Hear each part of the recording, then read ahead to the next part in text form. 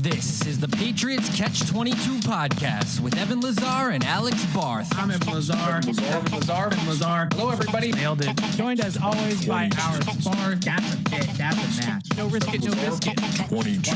Here is Evan Lazar and Alex Barth. It's a classic tune-up game, and we're going to win by 100. We're going to feel good about ourselves doing it. Maybe the Jets press some buttons or pull some levers that have given the Patriots some issues, and so you get practice, live in-game practice against these things. They played 2 division games at the end of the year in 2018. They got right. They got their stuff figured out. It completely flipped the season from the Miami Miracle and the Pittsburgh loss to a Super Bowl team.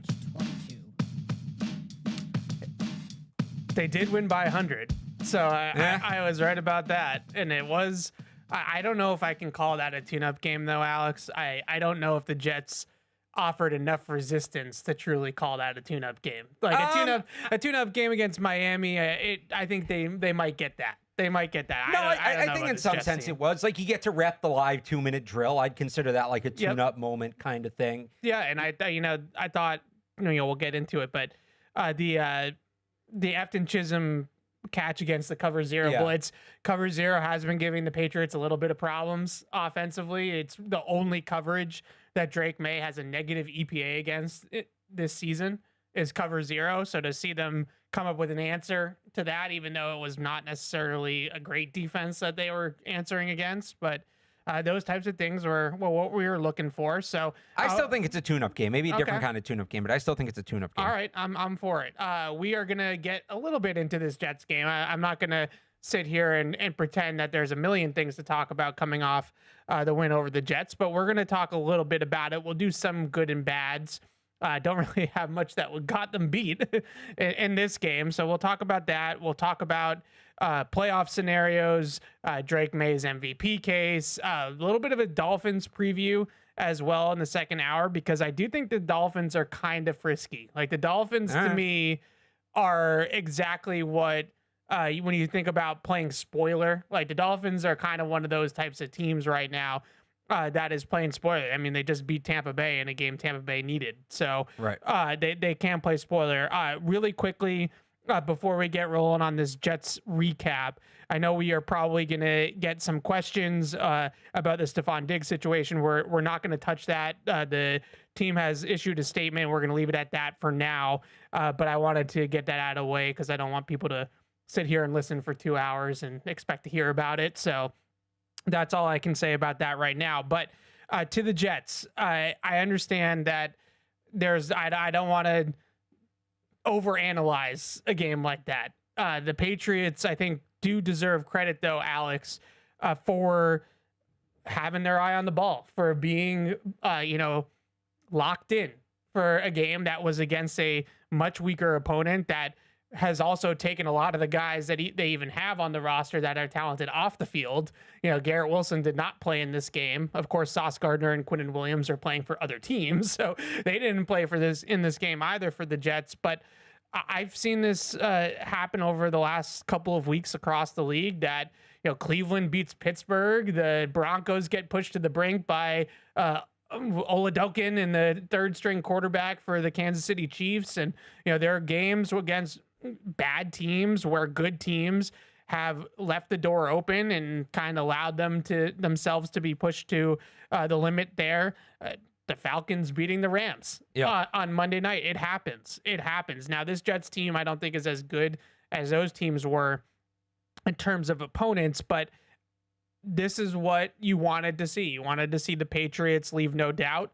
You wanted to see them get up to a big lead and coast in the second half, and they were able to do that. So I do think they deserve a little bit of credit, not trying to make too much out of it, but a little bit of credit for the fact that they dominated. They dominated a bad team, and you can't say that about everybody across the league this week. No, not everybody beat the Jets 42-10 this year.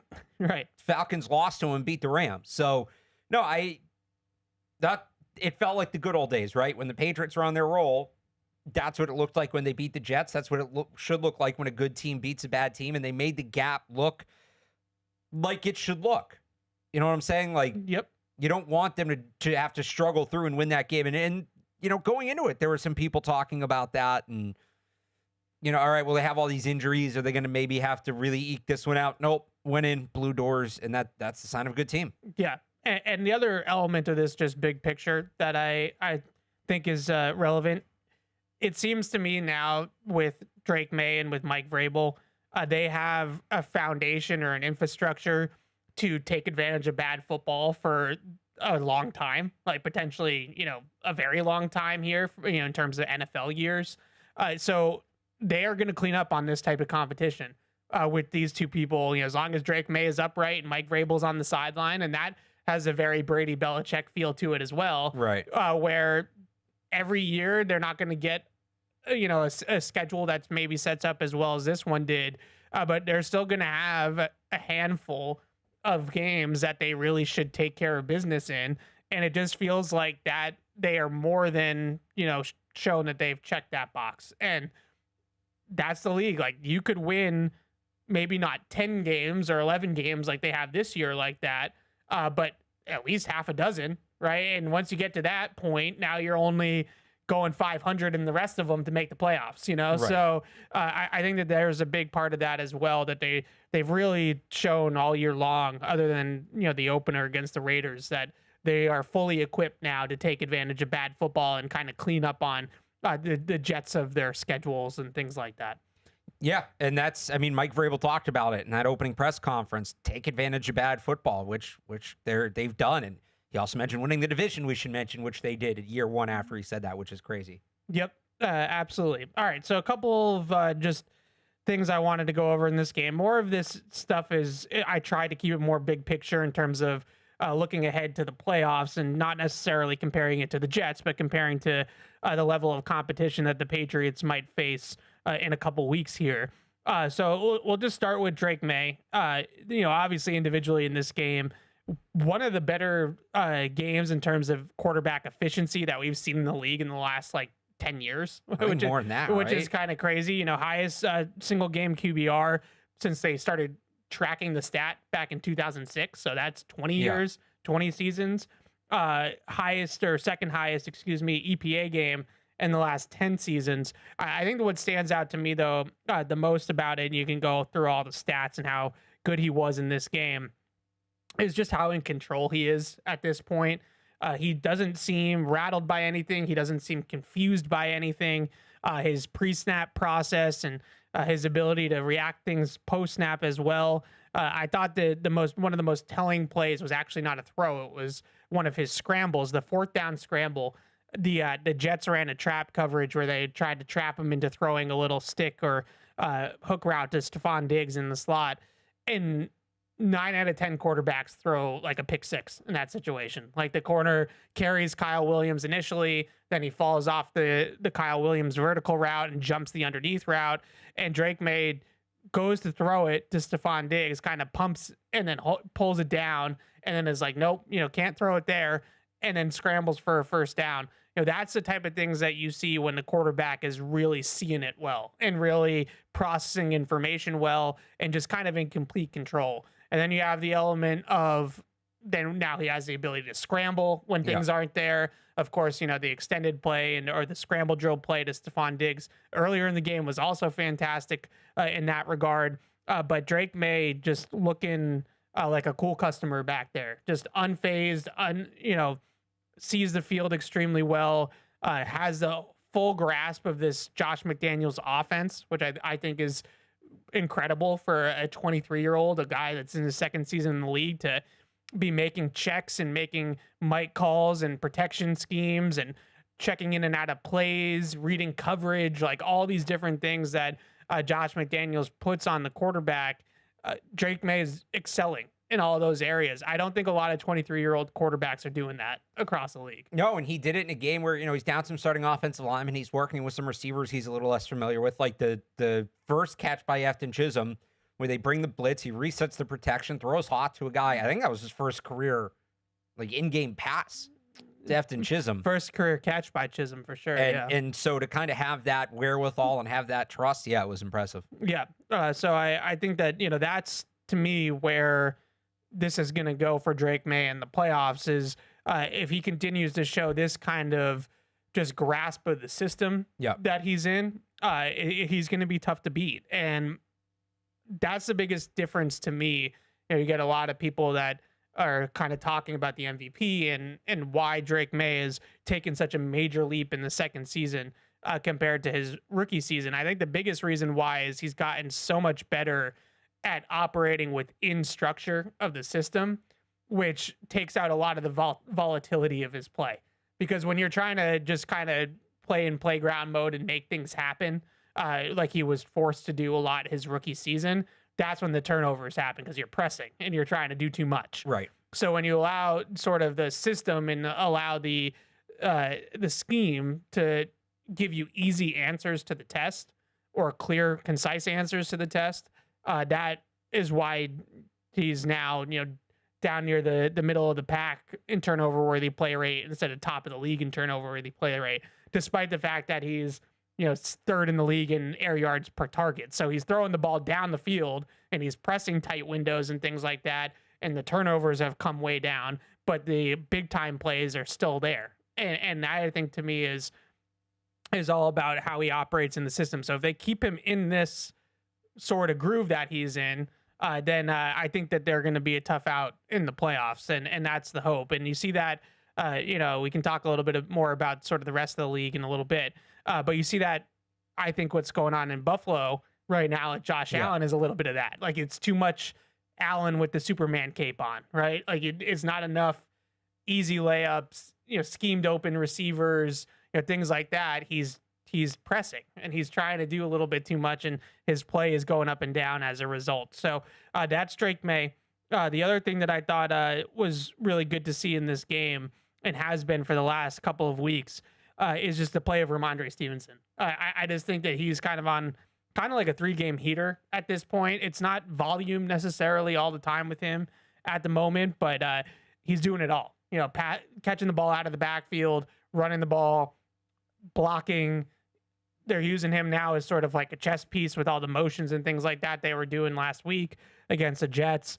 You're now really starting to see the combination of Stevenson and Henderson and what these two guys can be together. Yeah, I just think like this is as good as Rhamondre's looked in, can you say 2 years? I think going back really to the start of the 2024 season. I even think at the start of this year, obviously he had the fumble issues, right? Yeah. But this is the player he can be, and I know I've gotten some heat. People have been annoyed how much I've kind of been like, no, he needs to be a part of the offense. Well, this is why, because when he's on, this is the guy he can be. And we've talked about this. You don't want Travion Henderson to be that workhorse back, that 25 touch a game player. So getting this version of Rhamondre Stevenson as Travion Henderson continues to figure things out and as he continues to play better is so important because it adds another dimension on offense. And the biggest thing, I think, one of the biggest things you can say about the Patriots offense right now, as good as Drake Maye has been, and to your point about Josh Allen, a lot of these teams, a lot of teams in the NFL, they'll find something that works offensively and they'll just lean all the way into it. And sometimes that works, but sometimes, especially late in the year, like you get a little predictable. The Patriots offense has stayed very multiple. Even with all the success that Drake Maye has had, which is a lot of credit to Josh McDaniels, having Rhamondre Stevenson play the way he is only adds another element the defenses have to worry about, especially now. You probably have the exact number. I don't. The last couple of weeks, I feel like we started to see a lot more 2 running back sets. Yep. Which really strains the defense. Yeah. They're definitely doing that more, and it's going to continue now, I think, more and more in terms of, we'll get to the personnel groupings in this game in a second. It's going to continue more and more now that Matt Collins is not available, that they're going to you're going to see some unique formations, unique personnel groupings as a way to sort of recreate what they're losing with Matt Collins. Cause I don't think they have an exact match with his size and then also the ability to stretch the field as a receiver. No, they don't. It's going to be multiple players that are going to have to step into that role. Which is what you saw in this game. One more point on the Rhamondre thing, and then we can unpack that a little bit in terms of the personnel groupings. The stuff that they were doing with Rhamondre in this game by putting him in motion before the snap, whether it was starting him out wide and then motioning him into the backfield. They created 2 explosive plays with doing that, and that was like a chess versus checkers moment for me, where Rhamondre, first time they motion him into the backfield and they run him on that deep corner route out of the backfield, and the Jets checked to a blitz up the middle with their linebacker, and they had their end drop out on Rhamondre Stevenson. So now you have a 300-pound defensive end trying to cover Rhamondre Stevenson down the field on a vertical route. And you know how that went for the Jets. That was just not going to be a foot race he was going to win. Then later on in the game, they motioned Rhamondre back in the backfield again from out wide, split him out, motioned him back inside. And when they motioned him back inside this time, the Jets said, well, we're not going to get stuck with our defensive end on him again. So we're going to keep the linebacker on him. So what the Patriots do is they have the linebacker in the box. He's on Rhamondre Stevenson. They just run a little pick play. They have Efton Chisholm pick the linebacker, and Rhamondre Stevenson's wide open in the flat for a 17-yard gain on third down. So you just see some of those things that they're just a step ahead. They're just a step ahead of a team like the Jets, and Rhamondre was a big reason why. Steps ahead. Yeah, his flexibility, though, to is he a blocker? Is he a receiver? All those different types of things that he can do in the passing game are really valuable to the team. You mentioned the personnel groupings. They had 8 different unique personnel groupings in this game, which is a lot. Like some teams play the whole game in like 2 personnel groupings, and the Patriots ran 8 personnel groupings in this game. It was a combination of things. They had multiple tight ends. They had multiple backs, whether it's 2 back pony with Stevenson and Henderson or Westover as the fullback in the backfield. They had the jumbo package with Thayer Munford as the 6th offensive lineman. They had a bunch of packages on the goal line where they were basically no wide receivers on the field. It was just 2 tight ends, 2 backs, and Thayer Munford. I think our guy John Cerritos calls that 22 Rhino. Yeah, I think that's what he likes to call it. So there's all sorts of different combinations that they had in this game. But I do think that without Hollins, they're put into a position where they don't really have another 6'4", 220-pound wide receiver that can sort of do a lot of things that like a flex or move tight end can do in the run game. So they're going to be bigger. Like they're going to put 2 tight ends on the field more often with Henry and Hooper. They're going to put 6 offensive linemen on the field more often, and that's how they're going to try to do this moving forward. You obviously take a little bit of that downfield explosive element off the field with Hollins compared to those types of packages, but you still should be able to get to some of the run and play action stuff that they want to get to out of those looks. But McDaniels was like, some of this was like hockey lines, right? Where they're just running 3-4 guys off the field, at a time, and it going through these personnel groupings. I charted them on their opening drive. They ran 6 plays. They ran 6 different personnel groupings out of the 6 Josh plays. McDaniels in his bag. Yeah, I mean, just spinning the dial. So that is going to be fun to track and fun to watch moving forward. That does bring me, though, to one little thing that I think is worth mentioning, and that's Chisholm and just how he was used in this game. His first catch was just a pure slot route. Like, that's not a Mac Hollins recreation. But he did do some of the Hollins dirty work in this game. And then the touchdown catch that he had, we've seen Mac Hollins running that exact route since training camp. That used to be a Mac Hollins route. So I would say maybe 45-50% of what Efton Chisholm did was trying to fill in for Mac Hollins. The other 50% was more pure slot stuff like we've seen in the past with Patriots slot receivers. But what did you make of Chisholm? Because I thought he was pretty good with the opportunities he had. Yeah, he was solid. And again, everybody's going to need to step up a little bit. I thought he blocked well, too. That's a big thing when you talk about replacing Mac Hollins. And if he's going to have a little role in the playoffs, I don't think that would be the worst thing. Like, it's clear. We kind of talked about this. I think it was when Booty was hurt or something like a few weeks ago when he might have had a bigger role about, we don't know because he really wasn't with Drake Maye in the summer.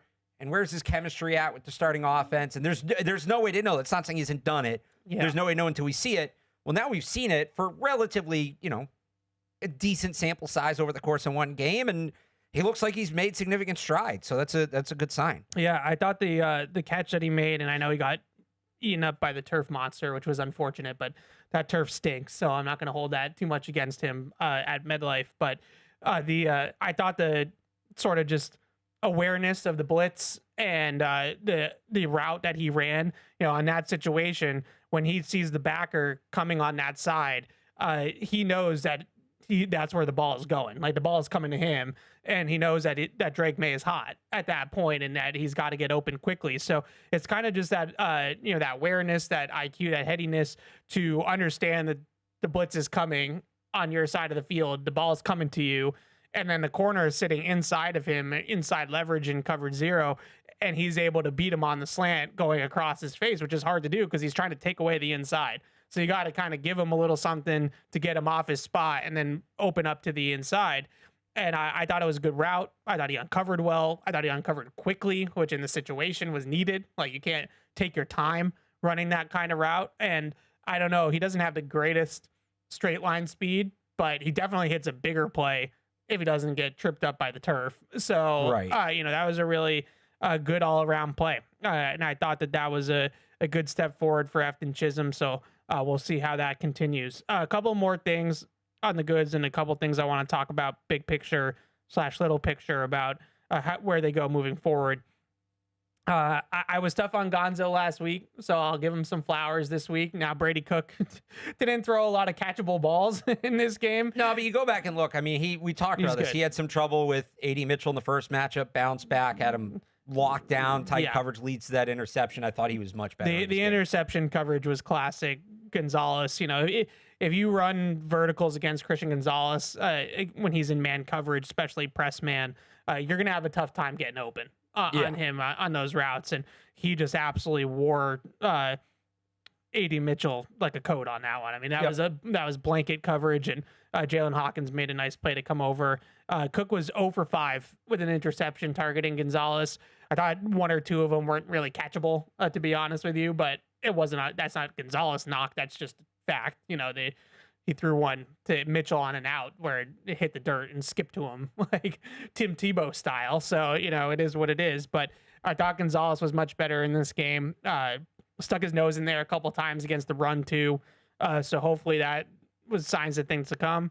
I would imagine that the film review for him last week probably wasn't too great. Yeah. And so hopefully that is signs of things to come for him in the playoffs.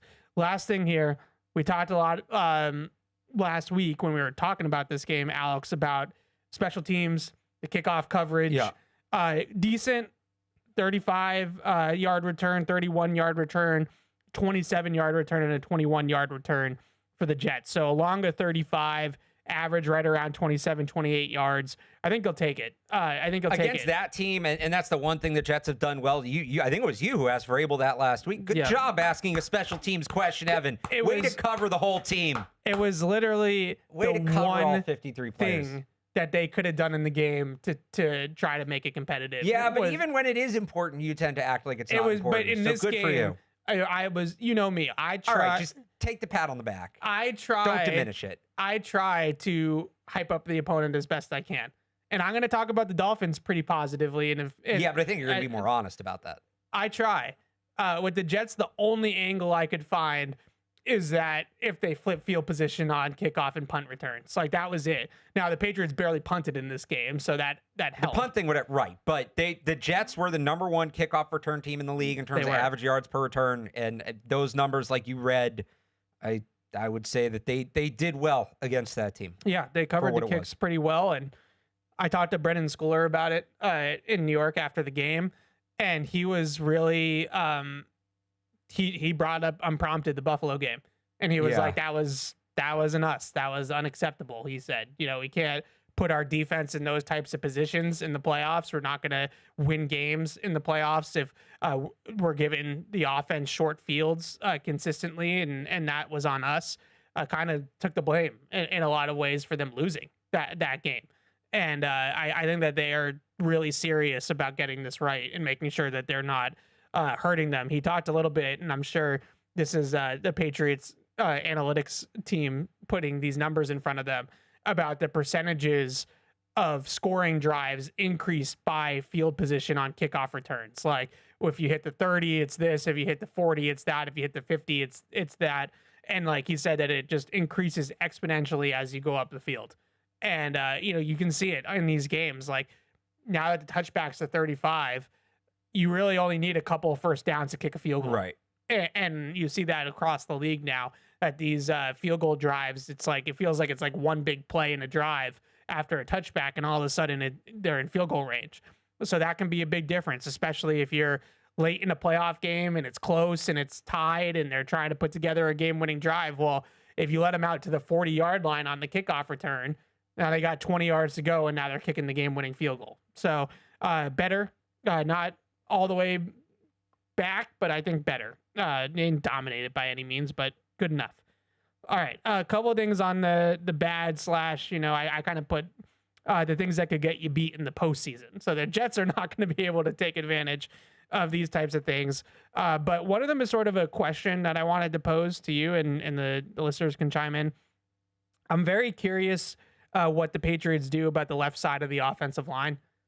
This was the one game in a while where I thought Ben Brown didn't play great, especially early. Yeah. The first couple drives of the game were kind of weirdly, he was off his game in a weird way. Vidarian Lowe's been okay. I thought that he gave up a couple pressures in this game, but nothing too crazy. It's very clear that Will Campbell is a much better player than Vidarian Lowe. I don't think we're having that discussion. I think it's a little bit closer with Jared Wilson and Ben Brown. I just wonder how you look at that. And, I thought this game they weren't as good as they have been on the left side, especially Brown. But he's been solid. Vidarian Lowe hasn't been, has been much better than he was last year.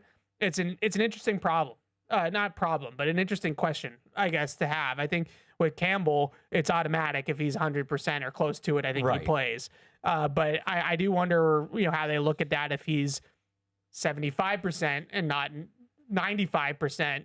Where is that line of, he's healthy enough to be better than Vidarian Lowe at this point?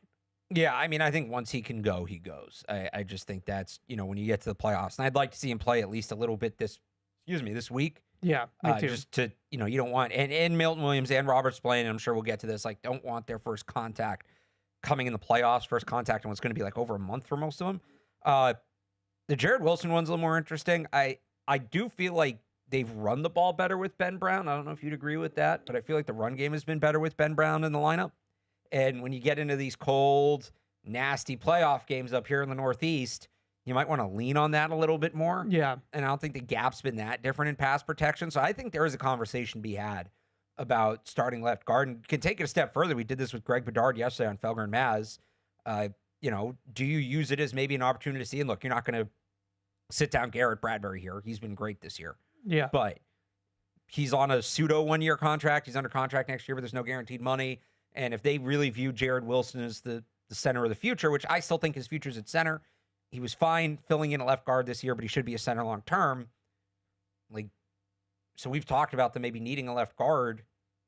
How would you feel next year if it's Ben Brown, Jared Wilson, or I guess Ben Brown, Garrett Bradbury, either way, and give Ben Brown a little more of a look to see if you need to go find a new starting left guard? I would feel better about Ben Brown in the super sub role. I just think that's a really valuable role to have, where you have even though I thought he didn't grade out particularly well in this game, you still have a guy that can play 3 different positions on the interior offensive line at a starting caliber level, that when guys get hurt, which is inevitable, I think it's a really valuable role to have. And I don't think a lot of teams have that kind of depth.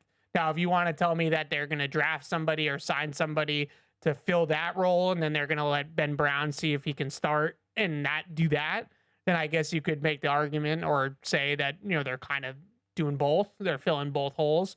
But ideally, I think Ben Brown stays as that 4th super sub, 4th interior offensive lineman.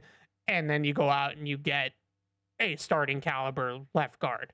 But I'm not saying that Ben Brown couldn't do it. That's just how I feel about it, because I've seen him in this role and he's really good in it. And I don't know if they necessarily need to push it in any other way. Now, maybe he's Ted Karras.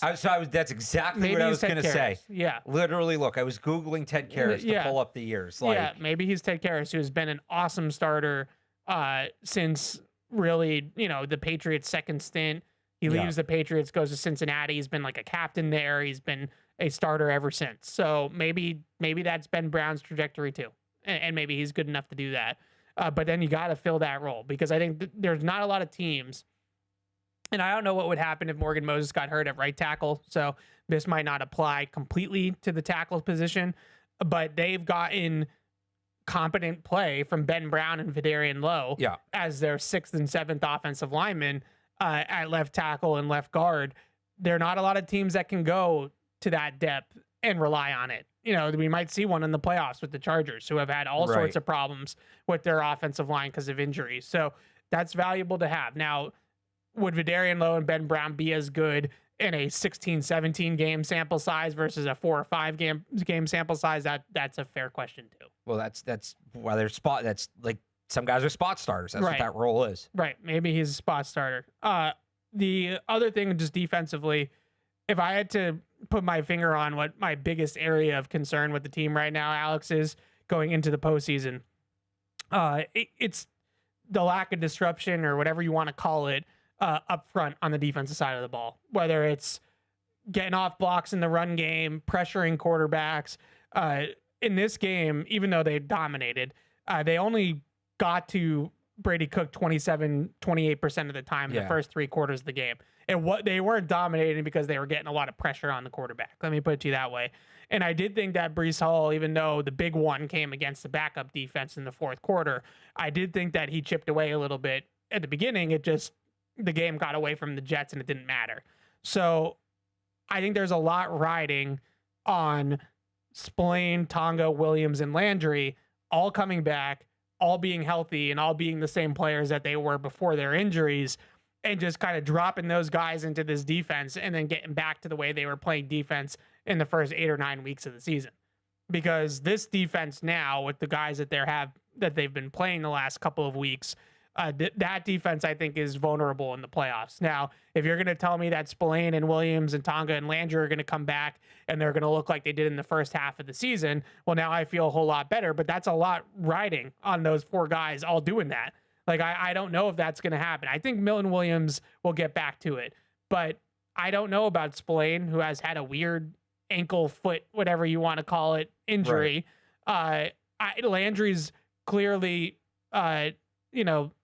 compromised in some sort of way that goes back to that Saints injury scare. And I don't know if that thing's going to get better this season. He might need to have, and I don't know this for a fact, but he might need to have some sort of offseason procedure or something like that on his knee. So that's my biggest question is, are they just simply going to bring all 4 of those guys back and then it's just going to snap back right into place up front, especially against the run? Or is this going to be their undoing because they kind of got banged up in those spots? I mean, look, when those guys come back, it'll be better. I don't know how it couldn't be. Is it going to be, would they go 10 weeks without allowing a 50-yard rusher or something like that? So, are they going to go back to being that? Is Milton Williams or Robert Spillane going to come back like that, being 100%, or are they going to come back like 70 or 80%? And I still think Milton Williams at 80% is better than what they've had. And Kairos Tonga is part of that too. So I don't think it'll be the same as it was before they got hurt. I think it will be better than this. The question is just like, what is it closer to, right? Is it closer to what they were to start the year before these injuries started piling up, or will it be closer to what it is now? They just don't create enough havoc up front. There's not enough, they don't get off enough blocks. They don't get to the quarterback quick enough. I wouldn't mind seeing them blitz more. I feel like they've done well when they've blitzed this year. It's a good conversation, especially with the corners that they have. Yeah, and you look at, outside of Josh Allen, you look at the quarterbacks they're going to play. By the way, Paul did his AFC quarterback rankings like we've been doing at Felgren Mass. We might need to check in on that later. Okay. But yeah, it's a good question about blitzing more. I wonder how much of their lack of blitzing and lack of aggressiveness in terms of man coverage stems from like the 4th and 5th guy that they're going to have to trust to play man coverage, because you feel pretty good about Gonzo, Davis, and Marcus Jones and man coverage. I kind of like when they blitz Marcus Jones. He's good at it. But yes. But who's covering the tight end? Who's covering the running back? Right. It's not just about the top 3. You have to have 5 guys that can play man-to-man in order to play man-to-man at a high level. So do they have the 4th and 5th guy to play man-to-man at a high level? It is a question mark. And then if they get into the playoffs against some of these teams, like a Buffalo, potentially a Pittsburgh, potentially a Baltimore, that do play multiple tight ends. Now maybe you have to take Marcus Jones off the field because you don't want to be in small nickel against bigger personnel groupings. So now you have two guys that are, linebackers that are covering. Right. And I think that stems from a lot of the reason why they're not. I know a lot of people ask, why don't they play more in man coverage with the corners that they have? So certain matchups, I definitely think you could see that in the playoffs. Certainly situationally, you still see it every week now. Maybe if they do play the Chargers do play a lot of heavy personnel groupings, and they will load up and try to run the ball, and they have, guys that are like converted defensive linemen playing fullback and like things like that. But I don't think that their tight ends and backs are as dangerous as pass catchers as some of the other teams. Like when you play Buffalo and you have Kincaid and Knox and Cook, like that's a tough group to cover. I don't know if the Chargers have that kind of talent at those positions. One of my guys in the draft, Woody Marks with the Texans, is a really good receiving back out of the backfield. Dalton Schultz is a good tight end. So maybe that matchup is not as favorable. So we'll see what happens. But I just think that, like I said, there's a lot riding on Milton Williams, especially, and Spillane, especially, I would say, coming back to form and being healthy and playing at the level that they were playing at before, and sort of fixing some of the things that are wrong with what's going on up front for this defense. So 30-ish minutes on the Jets game. I wanted to keep it under 30. I think I did pretty good. Yeah, I'd say that we pretty much got it covered. I don't think we need to do one of our hour-long autopsies of this game. The other topic I want to talk about a little bit before we open it up to the calls and the emails and talk some playoff scenarios as well, I do want to discuss the Drake Maye MVP thing a little bit. I've been sort of researching and getting my argument for Drake Maye for MVP ready for when the season's officially over, because it is a regular season award. So after Sunday, it's over. I don't know how strong of a take you have on this, Alex. I feel pretty strongly about it. Just going into the numbers, really the only argument that I can come up with for Matthew Stafford over Drake Maye for MVP is just kind of putting a cap or bow on a great career for Matthew Stafford. And I don't want to call it a lifetime achievement award because he's been so good and that's not fair to him. But in a lot of ways, it's kind of like a proof of concept for him of like he's been playing at this level for a really, really long time. And the one thing he's kind of missing is like an individual accolade, like an MVP. And I look at, I hear the strength of schedule argument a lot, but then you look at common opponents and Drake Maye outplayed him in the 6 games they played against common opponents. Right, and I mean, supporting cast we can factor in, and this and that. Again, the voters broke. I'm sorry, I have to do this to you. No, it's okay. The voters broke the system last year. Yeah. Because Lamar Jackson was a better player. Yeah. But we got to get Josh his, and we don't know. And I guess good thing they got it for him because he ain't winning it this year. But that's the fear that I have with Stafford, is that it's kind of his turn. But here's the thing. Right? Once you open that door, because the NBA did this too. Yeah. Once you open that door, that is what it is. I would love to see the voters get it right and just be like, we screwed up last year. Dan Orlovsky won't admit it, but like we messed up last year. Lamar should have got it. He's voting for Stafford based off of what he said on TV yesterday. Doubling down on it today. Yeah. Now, there is no voter fatigue element to it this time, because I think last time it was, do we really want to give this guy 3 in a row? Because when you give a guy 3 MVPs in a row, that signals something significant. I think Lamar earned them. Yeah. So you don't have to worry about this year. I don't think there's any voter fatigue with Matthew Stafford, but I do think there's this element of, we got to make sure this one guy gets his, and this is the year to give it to him. And maybe it comes back around in a year and however many years, like Drake Maye's having a great year, but maybe not an MVP year. But, it's, hey, we kind of owed it to him. Screwed him 10 years ago. Or you could just, fix it now. And I know Matthew Stafford gets burned in that, which is unfortunate. But again, Lamar Jackson shouldn't have gotten burned last year. It is crazy to think about the stakes of it, though. I don't remember if I texted you this during the game or not. I forget who it was. It was one national writer. Somebody tweeted at him at the end of that game, like, is Stafford a Hall of Famer? Now, I just think he is. I think he is, period, too. full stop.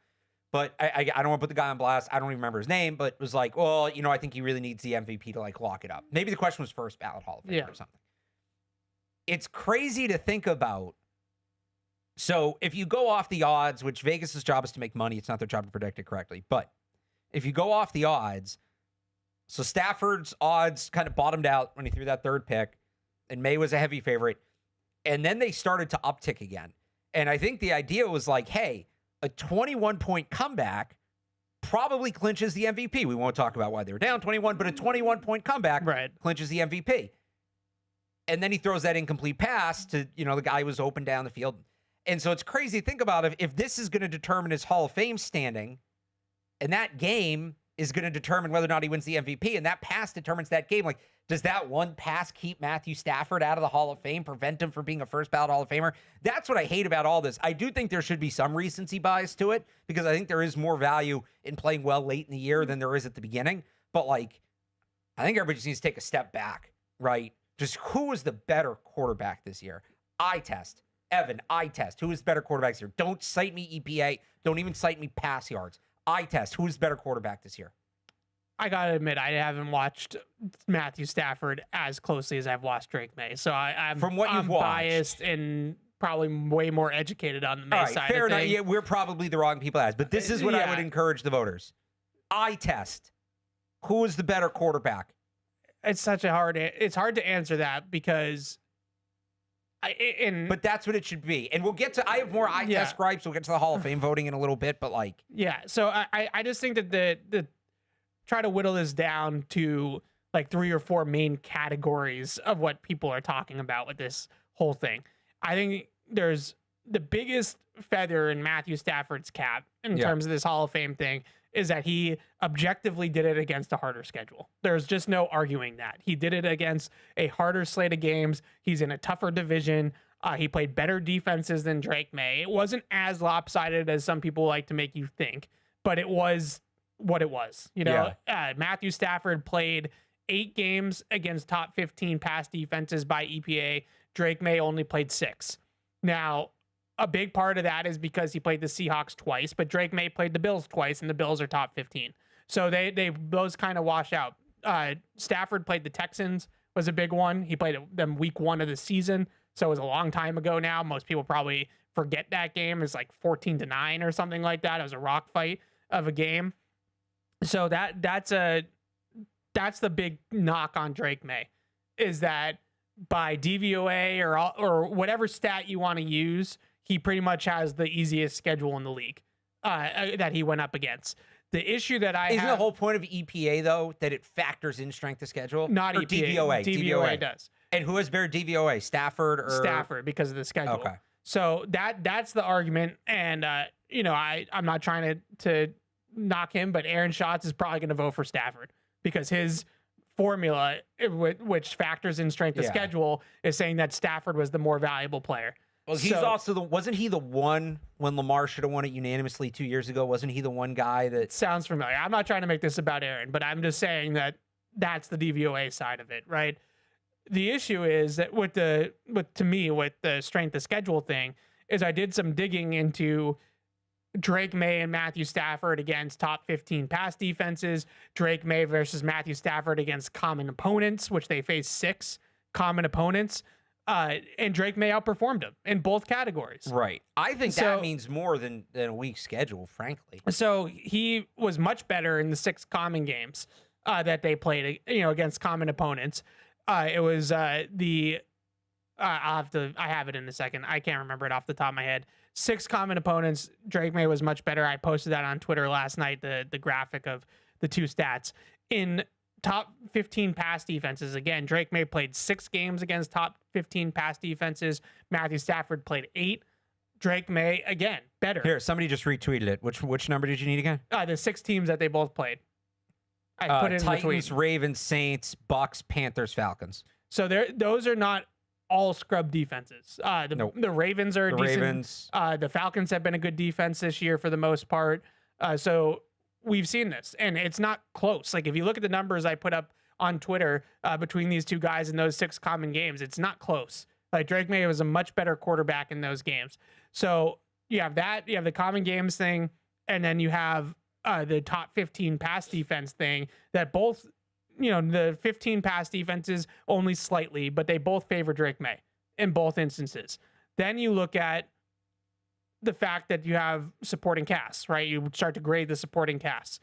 And I also, kind of looked at not only what they ended up being in the season, but also what the preseason expectations were for their supporting casts.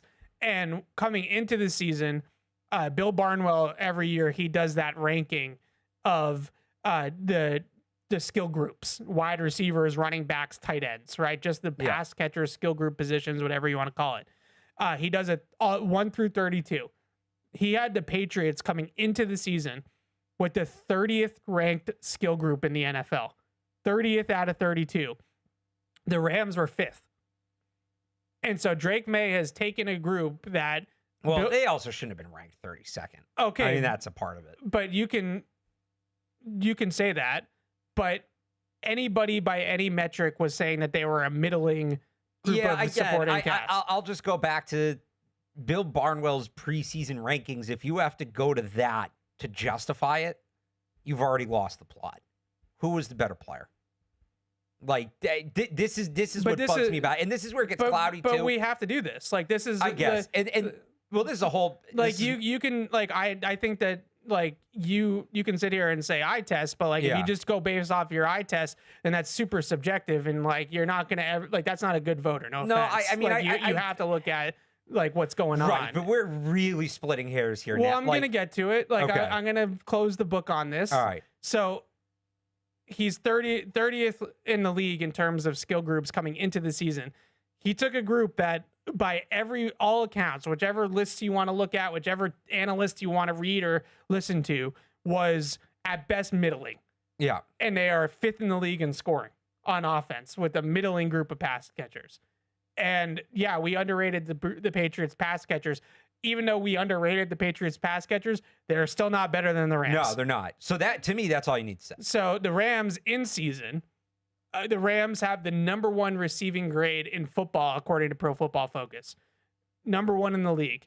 The Patriots were at 4, which is really, really good, but it's not number 1, right? It's still a little bit worse. Yeah. You know, same thing kind of with the offensive line. Everybody thought the Patriots offensive line was going to stink. I think the Patriots offensive line's actually graded out higher than the Rams this year. So the Patriots offensive line is 14th in pass block win rate right now. The Rams are 5th.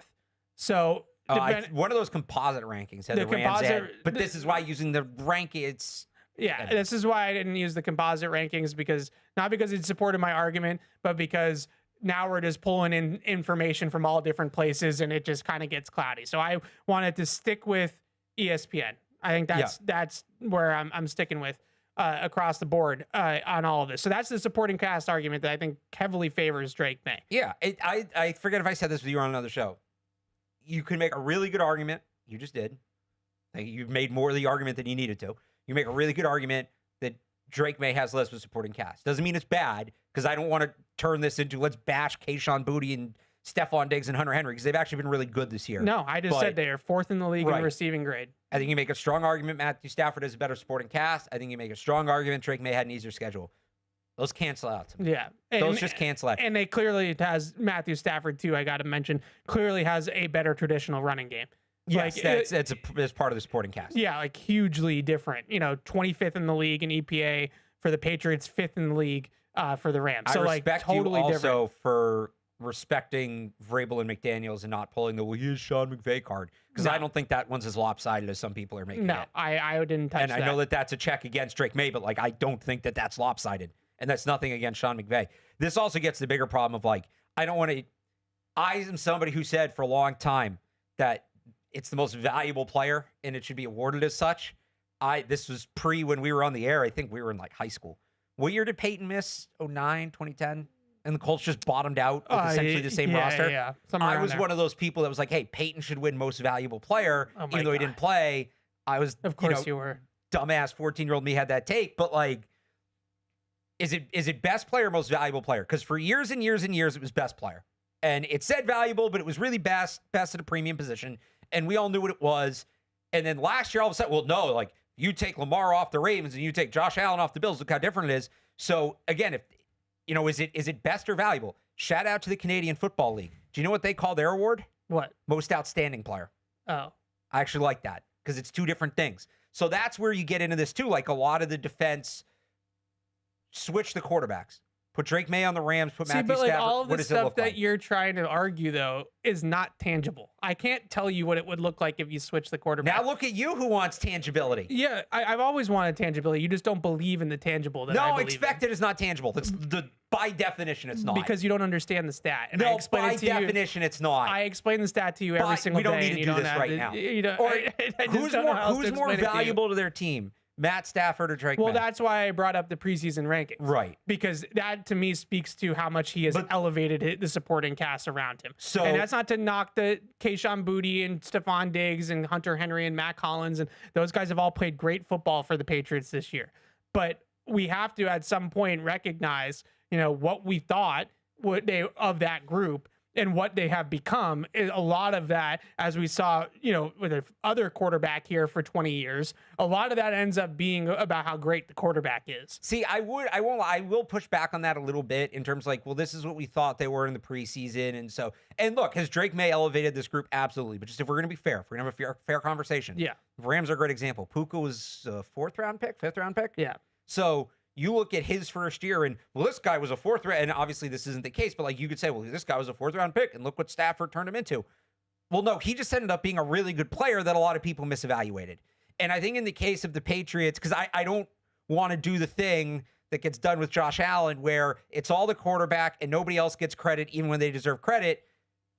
Was the Patriots skill group not that good and Drake Maye elevated them, or did a lot of people misevaluate the Patriots skill group? I think both. I think it's both. Yeah. I think it's both. But let's not just make it, hey, this is the 32nd worst supporting cast in the NFL, and Drake Maye elevated them. I think a lot of people were wrong about what Drake Maye was working with going into the season. So I don't want to go too much in that direction with the conversation because I think it does a disservice and it takes away from the job that guys like Kayshon Boutte and Hunter Henry and Rhamondre Stevenson and, you want to extend it to the coaching staff and the job that Doug Marrone has done and guys like that. So I still think Drake Maye should win it.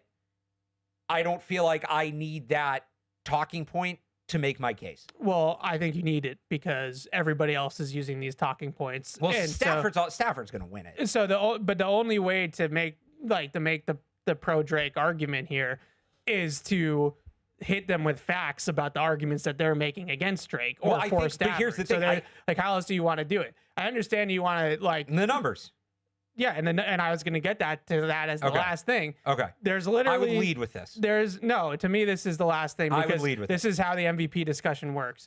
And the numbers last year heavily favored Lamar Jackson and he didn't win the award. So I can't sit here. Which was wrong. Okay, but it is what it is. He didn't win the award. Well, okay, but so we're doing the Catch-22 thing. Who should win it and who will win it are two different conversations. Okay, but I didn't want the Patriots guy to win it, so I am going to make the argument for him to win it. Yes. And I'm going to poke holes in the arguments that people use against him. But that's how it works. So, and my point is, I would open with yards, touchdowns, wins, all that. I wouldn't open with, people didn't think Demario Douglas was that good in the offseason. I was building a take. Okay, I'm approaching this as like a lawyer.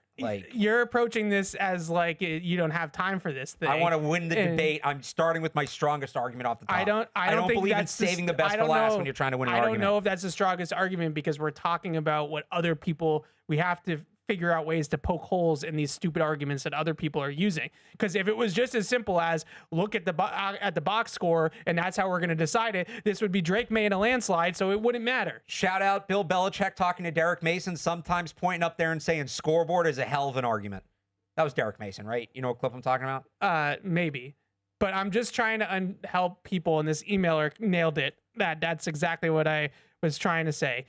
I'm just trying to help people understand it was Derek Mason. What the voters consider and what they look at, the criteria they look at. And I'm trying to tell the voters that are telling me that it's Matthew Stafford that they're crazy. Okay? So that's what I'm trying to do. You're over here just trying to play Madden and just switch them on to different teams. I'm just trying to win the argument as efficiently as possible. So it's efficiency. That's a metric. I'm getting to your point, okay? The last thing here, of course, is just the overall numbers, taking all of the noise out of it of strength of schedule and supporting casts and all that. Just what are the numbers telling you? And the only number that favors Matthew Stafford is touchdown passes. It's the only one. Total Does touchdowns. he even have total touchdowns when you include rushing? He does. Yes, he does, but it's less of a gap, obviously. I think it's like 1 or 2, right? No, it's like 8. It's like he has a dozen more touchdown passes. Drake Maye's rushed for 4 touchdowns, so it's 8 if you include his total touchdowns. But that's not nothing. Drake Maye has more total yards if you include rushing. He has a better completion percentage. He has a better passer rating. He has better EPA per dropback and total EPA. He has a higher QBR. Like you just go right down the list, all these graphics that you look at where it's like the green or the check goes to the guy who it favors. It's like 10 checks for Drake Maye and then 1 check for Matthew Stafford. Just like last year, it was the rushing touchdowns for Josh Allen. Everybody sat on that. Also, I was typing to pull up the player comparison on Pro Football Reference. Yeah. And I did Stafford first, and it recommended me, do you want to compare Matthew Stafford and Jimmy Garoppolo? Oh, no, I do not. Right. So you're looking at the overall stats now. Stafford is, to be fair, Stafford is passing yards. He has passing by like yards. 200, but not total yards. Right. If you add the rushing yards, which I think is only fair to do because Stafford does not run and Drake does, that puts Drake Maye over the top in terms of total offense. He'd need a hell of a game against Miami. And frankly, if he has this game, they're probably going to pull him sooner. He could be a 5,000-yard player this year. Total yards? Total yards, yeah. And you need like 400 yards in the game against Miami. I think he's at like 46 something. He is at... No. There we go. You're doing math? 46-12. Yeah. So he would need high 300s, which again, if he's playing that well, they're probably pulling the starters. But like, he could be a 5,000. It's not impossible. So... Yes, I was doing math. I was doing tangible math. In summary, because you're mad at me. In summary, the better overall statistics are Drake Maye. The better statistics in common games are Drake Maye. The better statistics against top 15 pass defenses belong to Drake Maye. And Drake Maye did it with the worst supporting cast. So if your arguments are Matthew Stafford had a harder schedule, well, true, but if you whittle it down and sort of look into the numbers a little bit deeper than just easy schedule, hard schedule, it tells you that Drake Maye was damn good against the good teams that he played too. Yeah. And then the last thing that I would just say is that if you're going to give the award to Matthew Stafford because he's been a great Hall of Fame caliber quarterback for a long time and it's kind of his turn, then that's like kind of lazy in my opinion. I just don't really understand how you do that. You can't just assume that Drake Maye is going to play for another 20 years and have another 20 bites at the apple of MVP. That's probably going to happen, but you can't just assume that that's going to happen, that every single year he's going to be in the running and, he'll get it eventually. We'll give it to him eventually. I think that that's a weak argument. So there you go. You can read this all on Patriots.com over the next couple of days when I publish it. If you want to actually look at the numbers, and I'll make boards and I'll make it fancy for all of you, and you can actually see what it looks like tangibly, because it's kind of hard to articulate numbers on a radio show. So I didn't want to get into like all of the statistics and confuse everybody. So you can see it visually here in a couple of minutes. Alex just wants to do it based off the eye test. So we'll end it there. Who's the eye test quarterback, best quarterback? I think it's Drake Maye, but I think Stafford's going to win it. I think Stafford's going to win it too, but I think he's going to win it because they want to give him a lifetime achievement award. Because they broke the thing. They broke the thing last year. You know whose fault it is? Whose fault is it? Whose fault it is that Drake Maye's not going to win the MVP? It's Josh Allen's fault? Jesus Christ. Well, it's his PR machine's fault. Stafford. I don't blame. If he wants to have a good PR machine, I don't blame him. We all do, but it's his PR machine's fault. Yeah. Okay. All right. So we're going to take a quick break, and then we'll open up the show to your calls and your emails. We'll talk a little playoff scenarios. I know Alex wants to get to the Hall of Fame stuff as well, so we'll see you in a minute. Whether you're in the game or betting on the game, you'll need a game plan. DraftKings Sportsbook, the official sports betting partner of the New England Patriots, provides you with everything you need to build your personal betting game plan so you can get in on all the action while practicing safe bets. Visit DraftKings.com/responsible-gaming to learn more about all the safe betting tools DraftKings has to offer. Hope is here, 800-327-5050 or gamblinghelplinema.org. Must be 21 plus. Play it smart from the start. GameSenseMA.com. Physically present in Massachusetts. See DraftKings.com/responsible-gaming for details and state-specific responsible gambling resources. Isn't it time to get exactly what you want? Welcome to Red Hot Deal Days from Verizon, where you get your pick of our best deals. Like My Plan, where you can pick the perks you want and save on every one. For limited time, bring your own phones to a Verizon store and you can get my plan for our best price ever. Get exactly what you want in your phone plan and only pay for what you need. Bring your phones to your Verizon store today and get my plan. These deals won't last. It's your Verizon. With FedEx One Rate, you can ship to your student for a simple, predictable flat rate. Send a box full of home-baked treats that say, "Your father and I miss you." Or send a box full of instant noodles that says, "Your father and I would like you to stop asking us for money." Either way, one rate fits all. FedEx One Rate. 2-day shipping, one flat rate. Starting at $14.50. Visit FedEx.com/OneRate for details. Exclusions apply. If you're gonna play the game, boy, you gotta learn to play it right. DraftKings is all about responsible gaming. It's more fun when it's for fun. So play responsibly. DraftKings, the crown is yours. Gambling problem? Call 1-800-GAMBLER. 21 plus. Age and eligibility varies by jurisdiction. Catch-22.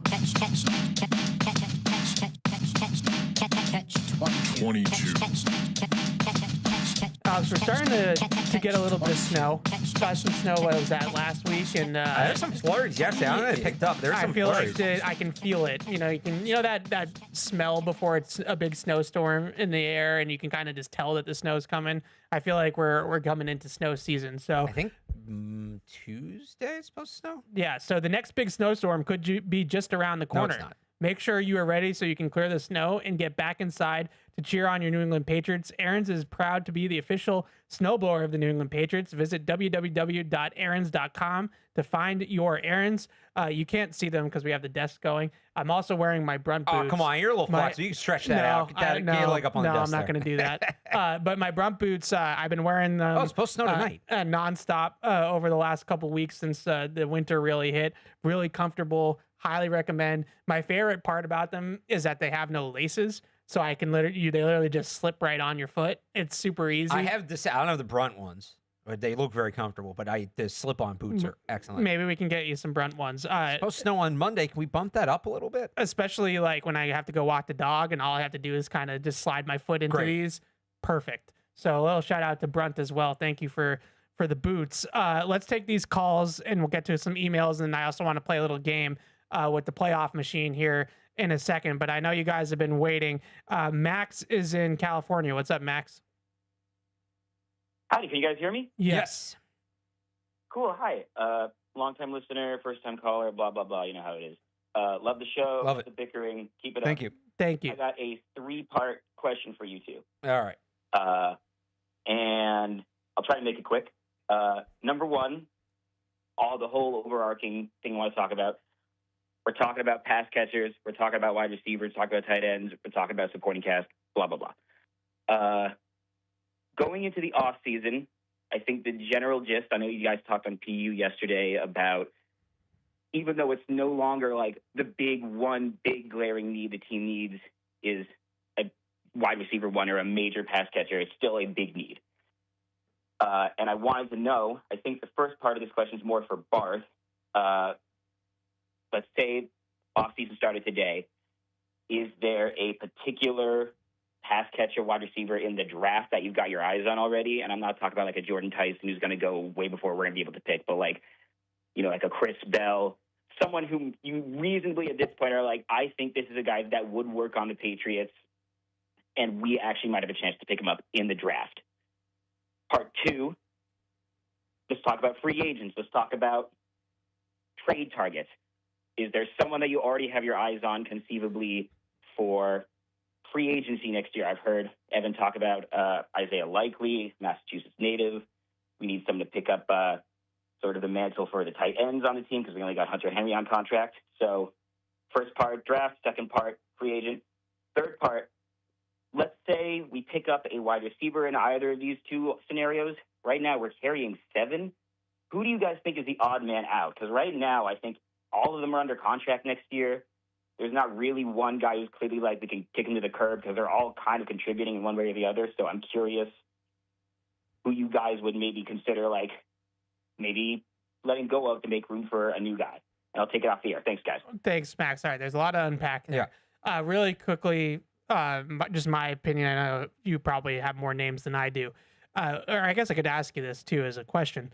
In terms of receivers, you know where I'm going with this. Mekhi Lemon. You like Mekhi Lemon. I don't know that they're going to have a shot at him. So if they, I don't want this to happen, but let's just say they lose on wild card weekend and they're picking, they would pick like 21st, 20th, something. Still probably around. going to need to trade up. So you still think he's going to go too high? Yeah, I think That's so. a bummer.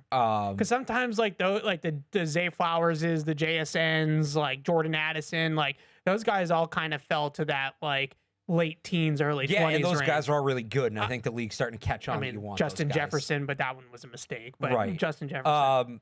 Yeah, so I mean, it's like what to the last part of the question, that was about receivers, right? Who's the odd guy out? I mean, that kind of informs the first question, right? What role are you looking to fill? Is Mac Hollins back? He's going to be on a 1 year. I don't think he has any guaranteed money on his contract next year. What's the deal with Diggs? Those are probably the two. Maybe they look at it and say, we're going to trade Kayshon Boutte, get a good pick for him, and kind of reset the timing there. Instead of paying him. I'm not saying they would do that, but just like who do they want? If it is that Z role, the Diggs, I'm just going with Diggs. It has nothing to do with what happened the other day. I'm just going with him because he's the oldest player, and we knew when they signed him at the time, like he was here for a good time, not a long time, right? Yeah. He's a bridge guy. I really like. So he used to go by KC. I've seen this year he goes by Kevin. I don't know, so I apologize if I get it wrong. But KC Concepcion out of Texas A&M. Yeah, so I've seen him a little bit. You're gonna like him. You're kind of guy. So he was at NC State. Was unbelievable as a true freshman. And then NC State last year just had a whole mess at quarterback, and it killed him.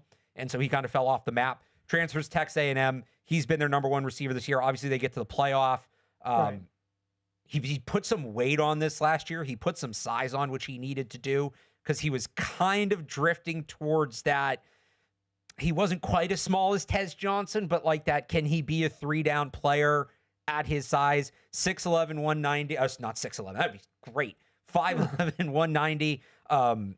Really good speed. Excellent route runner. For his size, is terrific at the catch point. That's kind of the biggest thing that stood out to me about him this year is I knew he was a guy that could get open, make guys miss after the catch, make plays over the middle of the field. His ability to win in contested catches has really improved. He's also a really good punt returner. And obviously they have Marcus Jones, but, kicks, punts, whatever. Couldn't hurt to have another guy that can do that. So he's projected to be a late first-round pick right now, probably within the Patriots range. I think the caller mentioned Chris Bell, too, from Louisville, who's the opposite. He's the big outside guy. I've seen some really too early mock drafts, like putting him on the Patriots as sort of the outside. We're going to see because he's going to test really well, and he looks the part. Does he kind of shoot up if one of these other guys like Denzel Boston moves down? But for where I think they're going to be at, again, the legal stuff with Diggs aside, he's not here for that much longer. Concepcion in that role, I think would be an awesome fit. And the fact that there aren't that many guys that play that role that are good contested catch guys, having that guy with Drake Maye, that kind of puts it over the top for me. So the Jordan Tyson dream is dead. Like you mentioned, I still think Jordan Tyson's the best receiver in the draft. We might have some fun Jordan Tyson, Carnell Tate debates this spring. I do like Carnell Tate. I know you do. But Carnell Tate is another he's going to go too high. He's going to be a top 10 pick. Yeah, but he's another strong hands, down the field receiver. He's a pure X. So that's the guy. If they move on from Hollins or Boutte, he would make more sense if they could realistically get him. I'm just going to call him KCC because again, I don't know exactly what he's going by now. We'll find out. But KCC at Texas A&M, that's my guy. I'm a big fan. I am going to hold out hope that Mekhi Lemon is within their range. You mentioned the Diggs thing with you 100%. Nothing to do with what's recent news, but we knew when they signed him that he was a bridge wide receiver one. And especially in this Josh McDaniels offense, they are going to need a volume a volume, move piece, slot receiver, outside receiver, just like the exact role that Diggs is playing right now. Yeah. That role, he is not going to be a long-term answer at his age in that role. Nothing to do, again, with what's going on off the field. So, to me, Mekhi Lemon just fits that to a T. Like, Mekhi Lemon is going to be a high-volume, flirt with 100 catches type guy in the NFL. So, again, I think Concepcion is also that guy. Just you're going to be able to get him. So you're like saying that he's like maybe early day 2, late round 1 version, and Mekhi Lemon's probably like the top 20 version. Yeah, basically. Well, and it's going to be interesting because there's that, you know how I love talking about these guys. Like Jordan Addison was one of these guys. I think that was the first one we talked about. It's all going to be what's real. He had a really good true freshman year in a down ACC, was not as good the next year. I personally believe that was because of the quarterback, but other people are going to say otherwise. And then he went to the ACC or the SEC and was much better, but like, which is the real? You're going to have to watch all 3 years to get the full picture of who he is on tape. You can't just watch last year. Lemon reminds me, and maybe it's just the USC thing, and then we can move on from this point. He does remind me a little bit of Amon-Ra St. Brown. Like I don't know if he's quite as physical because no one is really as physical as Amon-Ra St. Brown, but they're similar players and similar play styles. He would absolutely eat in Josh McDaniels' offense. And eat. I don't disagree with that. I just don't know. Or it could be the Christian Gonzalez thing again, where we sit here for 4 months and say, don't talk about him. And he's not going to be there. Yeah. And that, but if he's there, you run the card up and then he's there. On free agency too. Yeah. Kyle Pitts. Kyle Pitts is going to be expensive. He's going to be expensive. Is he though? Like it's 1 year. Yeah, he's going to be expensive. I love that idea, man. I think Kyle Pitts is a great fit and from a passing game perspective, and Drake Maye would love throwing seams and things like that to Kyle Pitts down the field.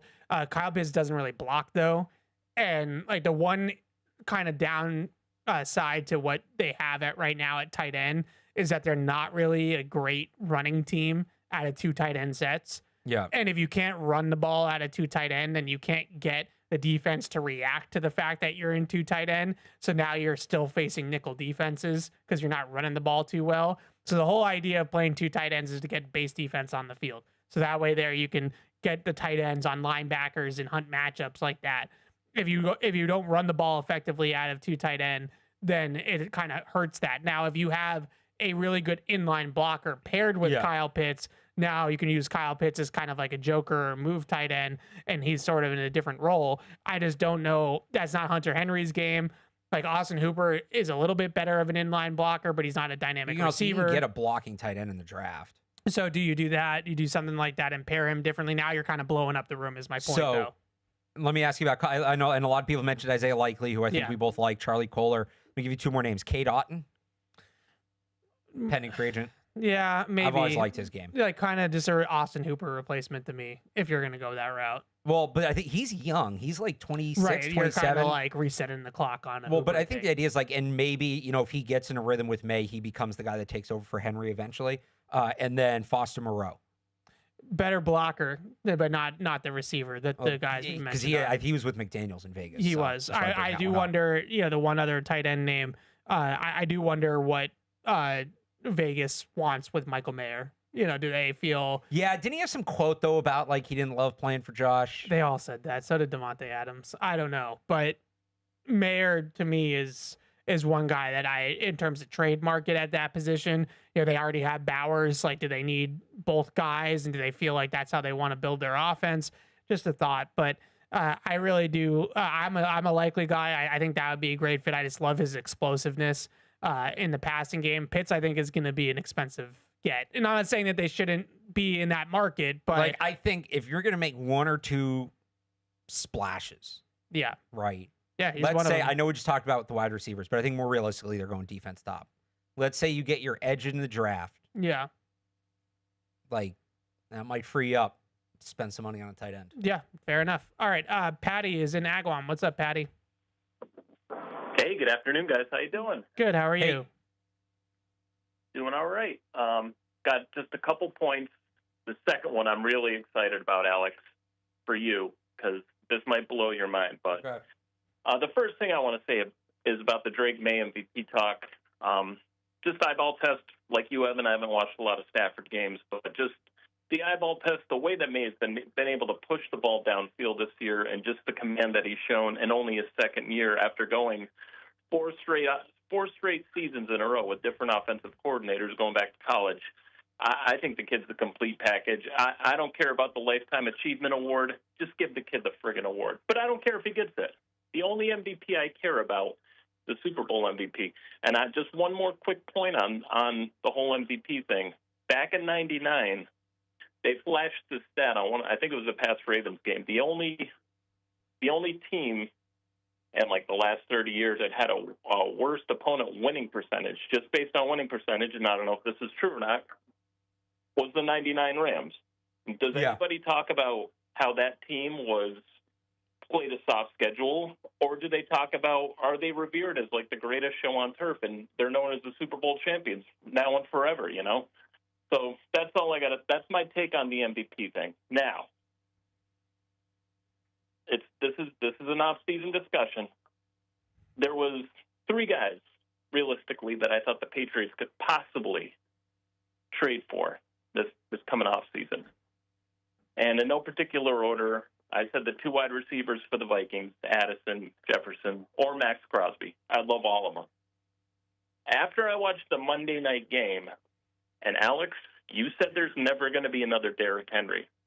You're not a dishonest person, in my opinion. I don't really know you, but like just your takes. I'd like to think so. I don't think you throw dishonest takes out there. I think Bijan Robinson is going to be the next Derrick Henry. And I would be willing to give up my first-round pick this coming year, my 2027 first-round pick, our second-round pick this year, and our second-round pick in 2028 to trade for him. We don't give up any of our players. We have a backfield of Bijan Robinson, Travion Henderson, and our quarterback. Who's stopping us? That's Evan reaching to hang up as quick as possible. 2 first-round picks, running back. Bijan's a tremendous player. He's not getting traded. It's not necessarily the draft capital. He's also not. I stand by. There's only one Derrick Henry. Like the way Bijan wins is different. A guy that's 6'4", a guy. Of course, that's where you take a guy that's 6'4", 250 that should play Harbaugh every single snap. Like, don't get me wrong, Bijan's great. Tyler Algier carries some of the load in that offense, and Algier's, by the way, like a decent player.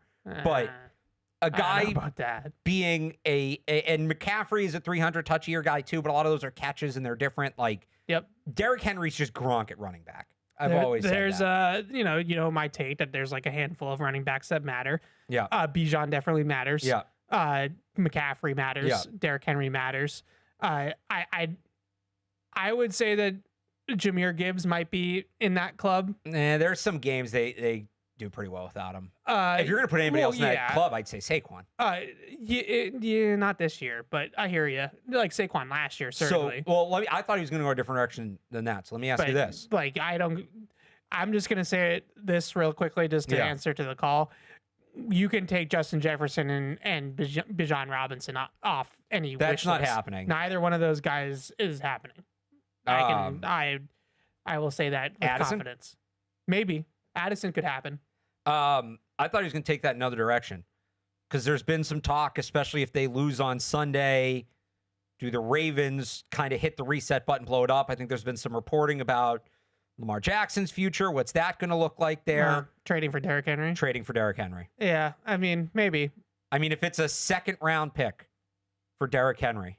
I have a really tough time coming up with what the value for Derrick Henry would be. I literally just pulled up he's old running back trades. He's obviously a first ballot Hall of Famer and still playing at a very high level, but he's over old. 30. Yeah. You know, those are the types of trades that I wonder if he doesn't get traded for quite as much as we are expecting. So that's what I'm saying. So for instance, McCaffrey. Now McCaffrey was much younger. Yeah, it's like second. Was a second, third, fourth, and fifth. Yeah. So which say is probably still not enough. Let's say it's half of that for Derrick Henry at this point. Let's say it's a second and a fourth for Derrick Henry. I think that's a lot. I might do it. I'm not saying I wouldn't do it. I'm just saying I don't think you need to give up. Okay, let's say it's a third.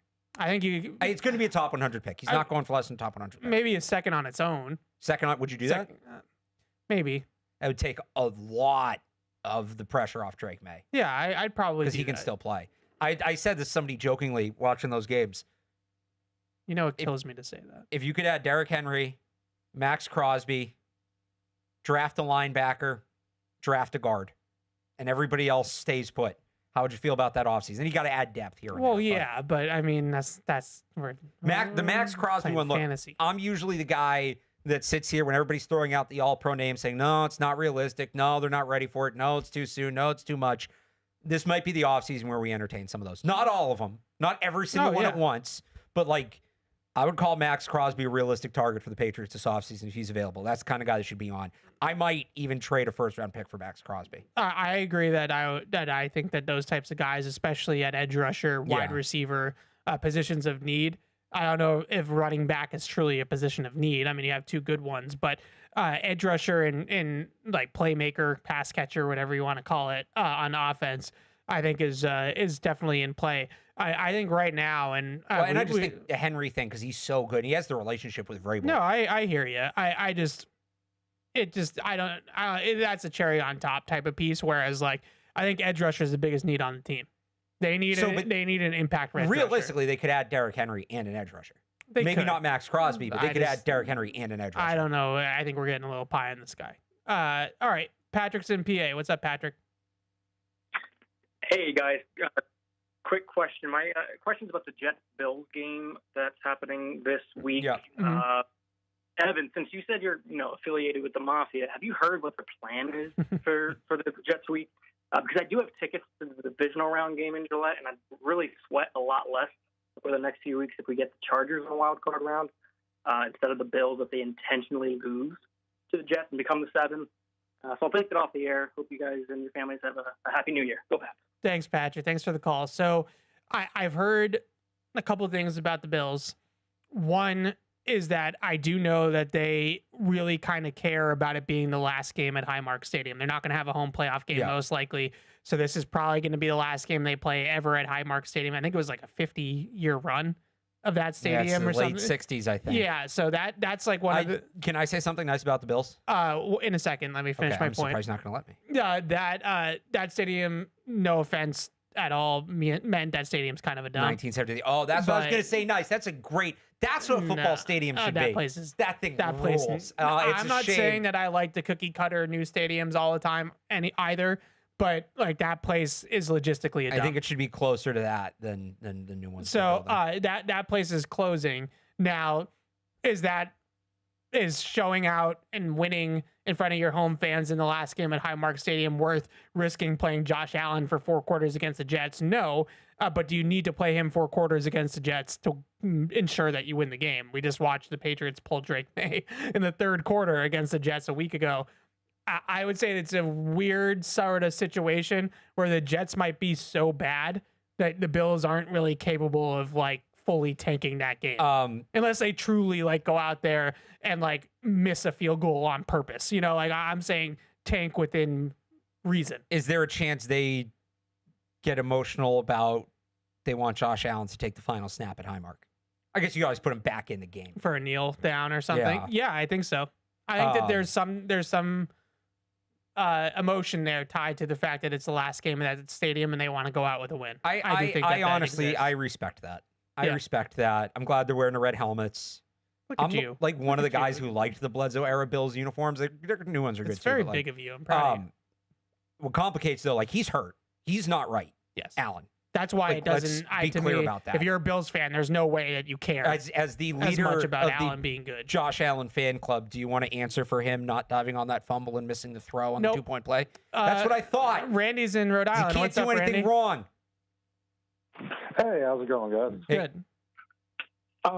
So I was calling in thinking about the offseason coming up, partially about the draft and partially about players that could potentially be on their way out of town. I was going back to, I actually think there was a report by you, Evan, or you were talking about it last week about Barmore having a lot of complaints about holding that the Patriots weren't necessarily seeing as well. Is that accurate? I mean, I think every player does that, Randy, but I keep going. I just think that he hasn't been quite as productive as we would like this year. The key stat that I look at is 10.1% missed tackles is way off the board for like his normal amount. Like normally he was a 3-4% missed tackles guy. This year he's been really bad in that situation. He hasn't really produced from a pass rushing standpoint in terms of like finishing it off. He's created pressures. But I just don't think he's produced like what you would expect a $21 million a year D tackle to produce. And then I think Milton Williams being down, like Barmore should be anchoring that line. It shouldn't have fallen apart like it has. Most teams don't have two superstar defensive tackles. You know, a lot of teams, one superstar, and then you build around that. And he seems like a candidate to me that could be on his way out of town. Vrabel and company kind of tried to rid themselves of a lot of old contracts last summer, but obviously he wasn't a guy you could. Now you have a fully healthy season out of him, playing his second most snaps in his career. And I just think that maybe you could get some value out of him. And then to the draft, I had heard the earlier caller talking about wide receivers, and you guys were talking about wide receivers. You were talking about a lot of the smaller, like 5'11" type of wide receivers. I am looking at this draft and looking at a couple of the bigger guys myself. You guys had mentioned Denzel Boston, and he's a really good first-round target, right? Ideal player for this team to match with Drake Maye on deep throws, and he's a great run blocker. But I think a late day 2, early day 3 target maybe, Malachi Fields out of Notre Dame, another big body, makes contested catches, and most importantly, he run blocks. And with Mac Hollins being down on injured reserve, it's like we need a guy that has that body type, so we're not solely reliant on Mac Hollins being, playing that role. Yeah, so, thanks. What do you guys think about that? And one more guy to throw at you for the draft. Sorry, Dylan Thieneman. Vrabel built that Tennessee defense around not just Jeffrey Simmons on the line, but around Kevin Byard at the safety position. And I think that we've already got, Milton Williams. Go get your Kevin Byard. Go get your back end guy. He's still obsessed, a great leader, obsessed with personal growth, team growth, just all the intangibles, but the on-field stuff. Day one starter from as a true freshman at Purdue. All right, Randy, I gotta let you go. Sorry, thanks for the call, and I do appreciate all the research and the information that you had. I'm not trying to kill you. I don't like hanging up on people. But the biggest thing I would say, with Barmore at that point, I guess maybe I don't know. Maybe I'm biased with Barmore. He's one of the guys that I really like in that locker room. But I think he's been pretty productive. He doesn't have the stats, but if you go watch the tape, he's made an impact. I just don't really feel like that position organically. I don't, unless you're like Aaron Donald or Chris Jones, right. Like the sacks don't really come. I'm looking at it here. He's 7th among defensive tackles in win rate. He's top 10 in total pressures. He was up there near the top of the league when Milton Williams was playing next to him in total pressures, and now he's still in the top 10-ish. He's got 4 hands on him all the time. He's getting doubled on pretty much every play. We talk a lot of the time about like Tuesday players and things like that. That he has become the Tuesday player of that front. So I'm going to defend him a little bit. I'm not saying that it's a totally off base take that, maybe they could look to move some players like that, that maybe they think are not great fits or whatever the case may be. But I'm going to have Barmore's back a little bit. I think he's been better than what the caller was saying. I think this defense is he said a lot of teams don't have two-star defensive tackles, but I think that's kind of what this defense is predicated around. Yeah. You look at, I think it was Vrabel's last year in Tennessee, or was he gone? But you look at what they've tried to build in a similar defensive system. It's not just Jeffrey Simmons, it's Devondre Sweat, who's been a good player. Do you need 2 guys like that? No, probably not. But if you have a guy I wouldn't rush one of them out the door. I don't think you need 2 superstar defensive tackles or standouts or stars or whatever you want to call them. But Barmore's been getting a lot of double teams, and right. I don't think the other guys are really forcing the offense's hand to stop doubling Barmore, which is what you need. Right. You just need it's not a coincidence. The defense, let's say it'd been Barmore who went down instead of Milton Williams. I still think they'd be having a lot of the similar problems right now. Yeah. I agree. Okay, so the other point that he made about the receivers, I think, is kind of a fair one. This is probably another area where I'm kind of biased. I just don't love the big body guys. It's just not my type. It's not my flavor of wide receiver. I like the separators. I like the guys that bring speed to the table. But there's no doubt that Drake Maye likes throwing to bigger receivers. He clearly liked throwing to Matt Collins, especially over the middle of the field. He likes throwing to the tight ends. I would probably favor just adding a more explosive, dynamic pass catching tight end over adding like a big body X. But I hear the point of, maybe doing the other route instead. I like Booty. I think he's, a good enough player in that role that they have him in now. Matt Collins will probably stick around for one more season. So maybe, eventually they kind of look for that big outside guy. It's just not my type of thing. Right. I go back to if they want to get a guy later in the draft as a project for that spot and build it up from there, we can have another conversation. We certainly, wow, why am I blanking on his name? The guy from South Carolina that I've been obsessed with. Oh, Harbor. Nick, yeah, thank you, Nick. Yeah, Harbor. I almost said Clay Harbor, No. but wrong Harbor. Unless did he say he's going back to school? He's not on the big board. Whatever.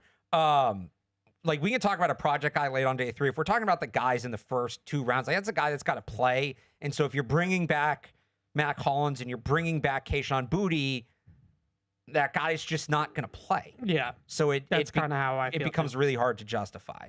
Okay. And by the way, if they bring back everybody, then you don't take a wide receiver high. So I know we have a couple more calls. Oh, Nick Harbor is going back to school.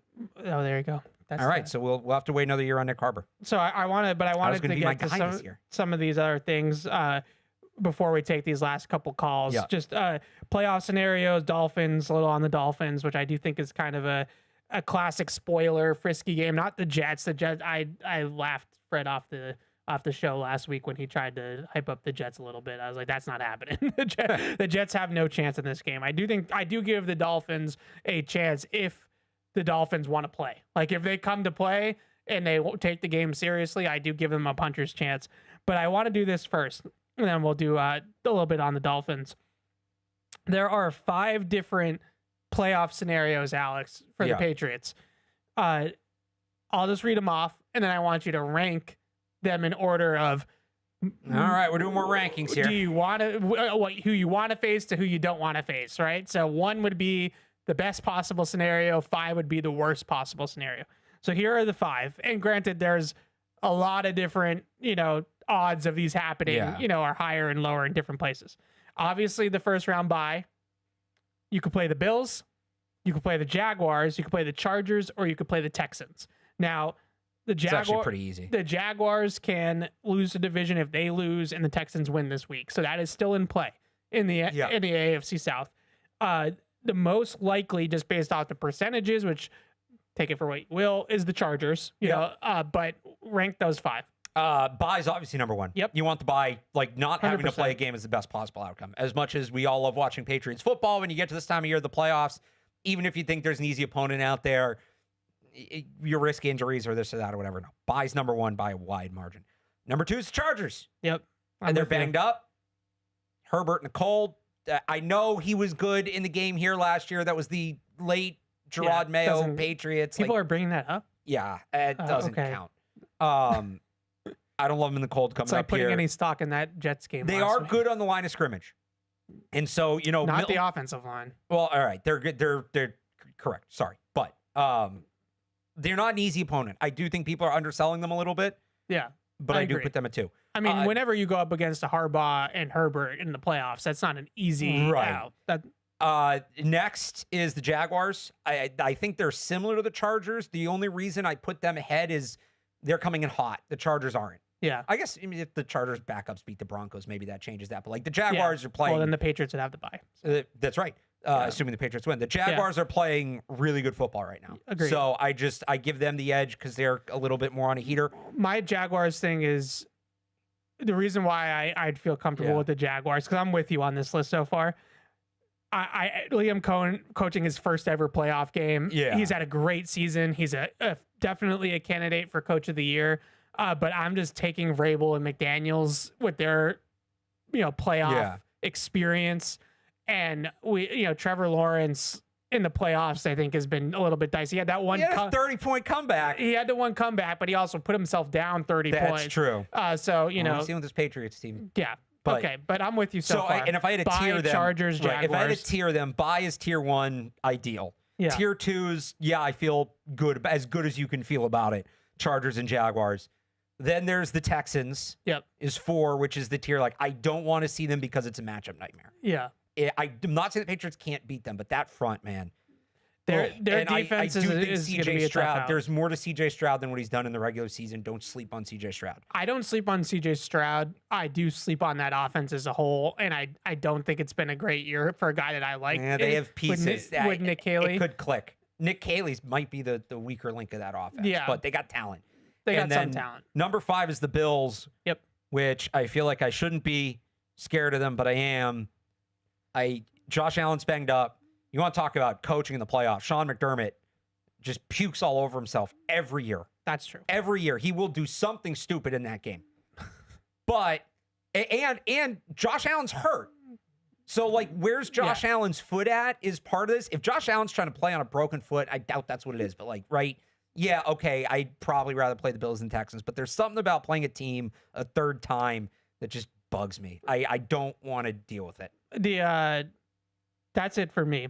I have the exact same list. I think the biggest thing with the Bills is not necessarily that I fear that the Patriots, would get blown off the field or anything like that. Yeah. It's the thing that you just mentioned. It's just weird when you play a team a third time. I love weird football. I don't just like my team having a weird thing in the playoffs. It's just weird. It's a weird thing. Right. Like, give me Bears Packers in the NFC. I'll watch the hell out of that. Right. I don't want and it to they've be my also team. played 2 games that were decided within one score that were both kind of toss-up games in the regular season. It's bound to be one of those kind of weird third time through division things that I just want no part of.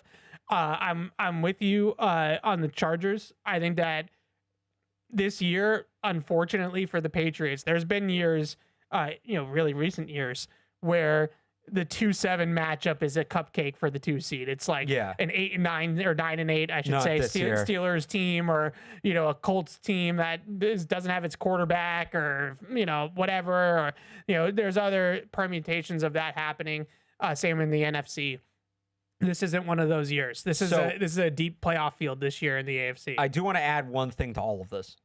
There is a scenario that I've kind of been looking at, which goes beyond the first round. I'm trying to remember exactly what it was. I think this is it. So, no, one thing has to flip here. There it is. Okay, so you can get to a spot. I think the ideal, if I were to give you the ideal, I think I know where you're going for the Patriots. Yeah. Outside of getting the bye, seeding 2-7. Patriots, Jaguars, Steelers, Bills, Texans, Chargers. For that to happen, it's every favorite winning but the Texans. Yeah. And the reason that's important is if the Patriots take care of business against the Chargers, yes, the Jags can beat the Texans, I think.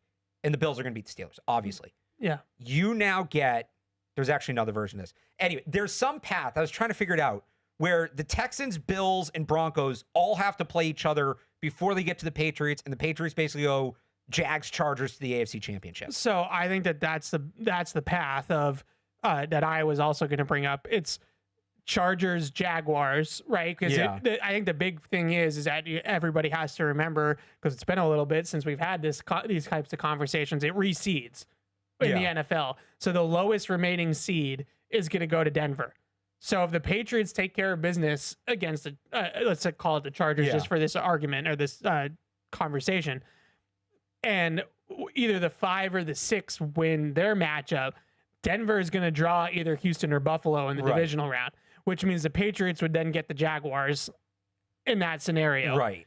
And so if that happens, then you could go Chargers, Jaguars, and then potentially you could be like hosting the Bills in the AFC Championship game. You might not even need to go on the road, because you know how I feel about Denver. I'm not trying to make this a Denver thing, but Broncos Bills or Broncos Texans is not a guarantee that Denver wins that game. So if that's the case, the Patriots all of a sudden could be in a position where they're hosting the AFC Championship game, which is easily 3 straight home games is easily so the I'm trying ideal. to remember exactly what the permutation of it was. But this is also just, sorry, not to cut you off, but this is also why I think it's kind of important to play for the number 2 seed, because if you win the number 2 seed, the only place you can play on the road is Denver. Right. And if Denver gets tripped up by one of those wild card teams that we're talking about, the Texans or the Bills. Well, now you don't have to go on the road at all. And I know the Patriots are 8-0 on the road and they're road warriors and all that stuff. It's the playoffs. It's different. In the regular season, it actually bears out. If you look at the last 3 to 5 years, the regular season win percentage for home road is pretty even, but it's not in the playoffs. It goes back to the home team heavily in the playoffs. I think here's what it was. I think it was Patriots 2, Jags 3, Ravens 4, Texans 5, Bills 6, Chargers 7. Because the Bills should beat the Jags in Jacksonville, right? The Ravens can knock off the... I thought there was some way where you got Bills... No, you can't. If the Bills and Texans both win in the first round, one of them would have to play the Patriots. So you need the Jags to be playing one of those teams. You want the Jaguars to hold serve against their team, whether it's the Texans or the Bills. You want the Texans or the Bills to go to Denver, and you want the Jaguars to come here. It's really that simple. Right. Yeah. All right. Let's. There's a way you don't get. We're giving everybody everybody one of those teams that's in the championship. Everybody trying to follow that time of year. I'm working on the playoff machine right now. I'm trying to figure it out. All right, but that's our ranking because everybody, all the emails are who would you play? Who would you play? So by the way, Chargers, Jaguars, Texans, Bills. That's our from least scary to most scary. The NFC playoff picture rules. I haven't even looked at it. I'm not gonna lie. So I know what it is, but it's not as of right now. You could have Packers, Bears. Awesome. Eagles, Niners. That's always a fun game. And then even the 4-5 could be Bucks, Rams. And I feel like those teams have met in the playoffs kind of regularly recently. So you get some bad blood there. It's a fun field. So can we talk a little bit about the Dolphins? If you want. Yeah, let's do 10 minutes on the Dolphins to wrap this thing up. I am laying down my sword. I am not going to argue about Mike McDaniel, the head coach, with you any longer. You won this one. You were right. That's right. Okay, you've won this one. I don't know if they're going to move on from Mike McDaniel. He's going to go at worst 7-10, at best 8-9 if they beat the Patriots on Sunday. It might be a situation where he gets this to start next year, and if they start, they're 1-6 to start. I think this year, if they start like that again, then he gets fired midseason. I don't know what they're going to do. The one thing I do know about Mike McDaniel, though, and I think we are in agreement on this piece of it, Mike McDaniel knows how to scheme an offense. He's a very good offensive coordinator. Yeah. And I have watched both games that they played with Quinn Ewers. I've been a little impressed. Now, the reasons why Quinn Ewers has not been terrible, especially in the first half of games, he kind of falls apart a little bit in the second half, is because they are just driving efficiency and spamming play action. They are calling runs and play actions at a league high rate since Quinn Ewers went in there. It's a 20% play action rate to lead the league in the last 2 weeks. It's over 70% run or play action pass to lead the league. So they are just running the ball with HN and play action pass. That is what they are doing over and over and over again. But to Ewers' credit, to Mike McDaniel's credit, it's worked for the most part. Now the second half, it falls apart. So this is a big opening script versus out of the script split, right? When they get those first 20 plays or so, they're absolutely humming. They're averaging 7, almost 8 yards a play in the first half over the last 2 weeks against the Bengals and the Bucks. It falls apart for them in the second half. So I think the biggest thing about this game that worries me a tad is that this is a Dolphins team that can run the football and run it well. They are top 10 in the league in EPA. HN leads the league in explosive runs. He has 40 runs over 10 plus yards this year. He's having a fantastic season. So they can run the ball. They can run it out of heavy personnel. They're going to put the fullback Ingold. He's going to play. They're going to put the tight ends out there. They're going to run it heavy, and then they're going to run play action off the run heavy looks. And they start fast. And what has the one thing that the Patriots defense has had trouble with? Not started fast. Not starting fast. So I don't think that this is a game that is going to totally get away from the Patriots by any means, but it wouldn't shock me if it's a little dicey early, because I think the Dolphins have played pretty well, especially over the last 8 or 9 games defensively. They're 13th in DVOA during this little resurgence, if you want to call it that. They've been 6-3 over their last 9 games. And I am not a Ewers guy. You know that. I don't think you were too high on him either. He looks pretty poised to me. He doesn't look too big for him. He can't throw the ball down the field. He's got a little bit of that Mac Jones thing in him, right? Where it's when he's in rhythm to the first and second level, he's accurate, he's decisive, he's poised. If you ask him to push the ball down the field into tighter windows, he has problems. So I do think there's some things matchup wise that I'm looking forward to watching in this game, with one big caveat. Yep. Does Miami care?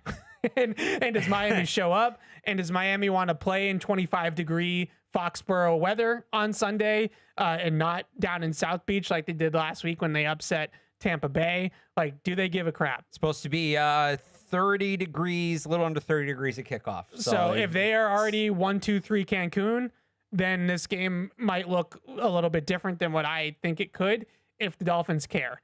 But the Dolphins, if they care, if they play the string out and all that kind of stuff, I like this matchup from a standpoint of, unlike the Jets, who are just kind of in a bad way, the Dolphins have some things they could do that could hurt the Patriots, and it might be good to see the Patriots try to combat those things.